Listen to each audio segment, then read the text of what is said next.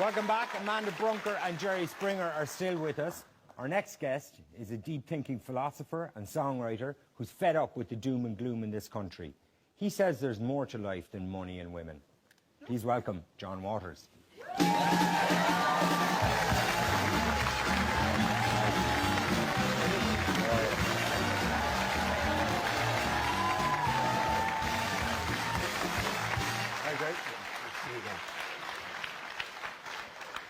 In case you haven't been watching, at the moment we've degenerated into something between Winning Streak and the Jerry Springer Show. Okay, so take your. This could go either way now. It could get.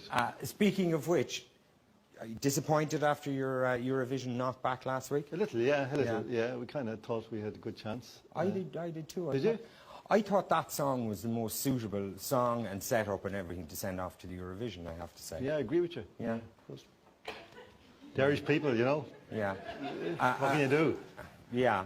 I wonder, was it the public vote though, or was it half of it was a jury, which always strikes me as I think in fairness, we'll have half of it as a jury just in case the public vote for John Waters again. Do you know what I mean? Possibly that, yeah. But I think, in fairness, it needs, she's tremendous, and I think she tapped into this kind of sense of, because the last time she won was before the Celtic Tiger. And I think there is this kind of association, I think, in people's minds, with kind of winning the Eurovision and good times following, 1970, 1980. Well, maybe not 1880, but 87 or whatever it was. And then, she won in 93. So things started to get really good after that. And I think at some level in the subconscious we think that Niamh Kavanagh will potentially bring back the Celtic Tiger. Next year I'm going to get a duet with Dan. She was wearing the Celtic Tiger, certainly. My plan for next year, if it doesn't work this year, my plan is to get Dana and Johnny Logan to do a duet. Are you going to go again, you are? Oh, yeah. You've become one of them now, these kind of freaks. Like you were the only... But no, you were the only Irish guy, were you? Or you were the most Irish there last week. And then there's these kind of Dutch guys who go, yes, I wrote the one for the Ukraine in 87, we came second, and then this year I write it for Ireland. These guys who travel around, clearly, I love being writing songs for whoever will have them. I want to get in all the photographs with them. I love it. Yeah, it's great. So are you going to write... I'm not sure what the editor of the Irish Times thinks of it now, though. That might be a different one. Yes. Is that the kind of thing that Fintan O'Toole does, really, is it? Maybe, he might. Maybe if he let himself go a little bit. Who knows? One of these years, it could just happen. No. I could sing his song. I like it. And he's been singing the same old song for years now. Yeah, it's pretty... Yeah. Maybe Jerry could sing the song.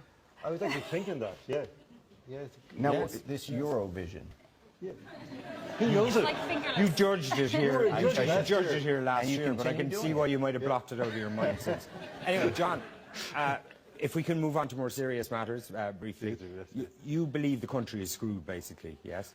I don't know if it is. I think we're actually deliberately screwing it because we keep talking about it. I mean, I have this theory that if we stopped being miserable about it, it might actually get better. Yeah. I just tune out. Like this morning, I turned on my radio about 11:15, and there was a builder going on about his VAT and his tax, and he couldn't get his redundancy payments back off some department. And then I switched over to BBC Radio 4, and there was a programme about the day that Cassius Clay met the Beatles. Which am I going to listen to? The builder. The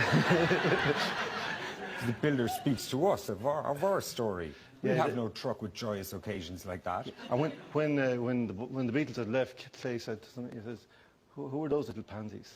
Did he? Yeah. So I know that you're writing recently and everything. You've been suggesting that we are all too obsessed with money, yes? Well, I think, you see, journalists are obsessed with money, and we're actually eating what we're consuming is what journalists give us. And you see, journalists have a high profile, as you know, but they don't necessarily have the pay packet to go with it. Right. And so they're deeply kind of interested in other people's money. And you see, all journalists, and I know this because I'm one myself, when 20 years ago, all journalists were pessimistic about everything. And then we were all proved completely wrong for about 10 years, so we had to shut up completely. Yeah. And now journalists are thrilled to be back in business, with the old pessimism and and it's like every morning when you get up, they want to tell you, you're still poor, you're still poor, and they love it. Yeah. Are all your colleagues in the Irish Times obsessed with money? Yeah, that's the key to it. If you actually watch, because there's no like this kind of coverage, wall to wall, day after day, 24/7, is actually not natural. It isn't actually an objective way, of dealing with reality. You could actually talk about some other things in between, talking about money all the time. But they don't, because journalists are completely obsessed with money. You don't think that it's because, like, maybe you don't need to obsess about money, but is it a case that a lot of people at the moment do need to obsess about money because they don't have it? Are you touching on the Nash people who have it, they want, they're very fond of telling people who have what they want, but they don't need it? Yeah, but I mean, there's lots of times, half my life I didn't have any money. Yeah. And do you have a few quid now, yeah? Well, no, I don't carry it. I don't carry it. You could win $5,000, you know. I'll be giving out the number again in a minute. Great. It's better than the late. Do you mean in general? No, the prizes are better. You know, you get a night in Mulranny House Hotel, like, that's the best you can get out there, you know. So, did you become obsessed with money and get caught up in the whole Celtic Tiger? I did, yeah, I did. I used to. In what kind of ways? Like, well, I mean, I remember actually. I can't imagine. I was delighted. Gucci knickers or. No, but what was it, like when you would leave your house when I would leave my house in the morning, I'd be locking the door and I'd be thinking that while I was away, no matter what I did all day, my house would be earning 10 times as much as I possibly could, no matter how good the day was. You know? And that made me feel I could just throw all my money away. You know, that it didn't matter. You know, if I the wealth effect, I think they call it. Yeah, I don't know. So, yeah, you see, the thing is, because I did start off pessimistic and was sort of proved wrong, you became wildly exuberant. Yeah, I did say, oh, well, okay, I was wrong. Let's did you go start for investing in property? I did, yeah. Did you? I did. What did you buy? Well, I suppose I bought a house down in Sligo, which I love, you know, and that's great. That's been a huge success. But I also bought a little house over in Spain. And I have a great idea, actually, the for only making place money. that potentially could be worse than us. The next time we have a boom, you know, the last boom, every Saturday in all the hotels around Ireland, there was a seminar, you know, how to buy yourself a foreign property. Well, next time we have a boom, I'm going to go on the road. Don't buy yourself a foreign property because it's a nightmare. In fact, I might. Did you buy it as an investment, or did you buy it as a little bolt hole to go down to yourself, or? Well, of course, you tell yourself that it's an investment. I mean, that's part of the con, isn't it? Of course, yeah. You know, that you're a shrewd speculator and investor in property. You know, your portfolio. we all were, yeah. Yeah. Geniuses, yes. You know, but that's the way you justify yourself. You know, it's the same way you justify when you're changing your car. As you think, now, if I have to get it serviced and if I have to get new tyres, you know, I mean, really, I'm making money by changing it. Do you know what I mean? You would convince me. I mean, remember that time on the radio, every day you heard them saying that how money was cheap. And they were made to feel that if you didn't have loads of debt, you were kind of an idiot. You didn't understand money. You didn't actually, you know... Yeah, it made no sense. No, you just didn't get it if you didn't have lots of debt. Because money was actually so cheap that it was cheaper than itself, if you know what I mean. Yes. That was cheaper than nothing. Yeah.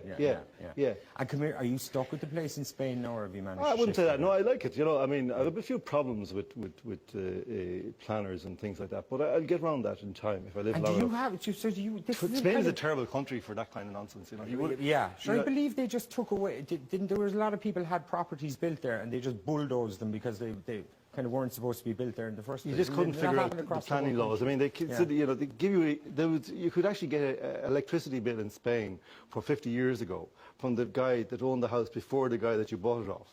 And he had forgot to pay, and they would cut off your electricity for it. It's mad. But I have this bizarre notion now that, do you have a website where you let out your property, like johnwaters.com? See, I'm not shrewd at all. These crazy prices cannot be. I'm not shrewd. I was only pretending to be shrewd. You know? I wasn't shrewd at all. I think most people are. We're not. See, I don't think Irish people are naturally good business people, really. I don't, apart from, you know. No. I suppose there was so much of it flying around that really good. But there was so much flying around, we kind of couldn't go wrong for a while, wasn't that it? Yeah, there was. Yeah, well, that's the thing, you know, that you felt.